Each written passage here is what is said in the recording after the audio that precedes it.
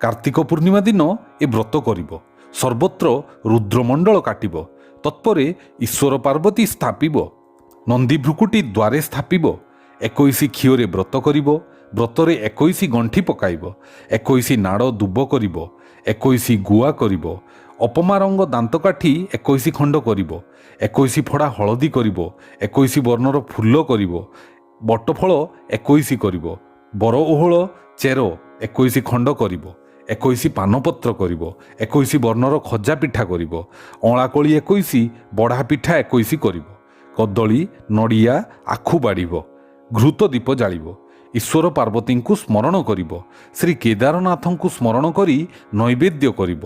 फूल दुब मथारे घेनी जहाँ मानसिब ताहा श्री केदारनाथ प्रसन्न होई दियंती। मनोकामना सिद्ध करती। यह शुणी पचारिले ए व्रत करी केउमाने केउ फल पाइले।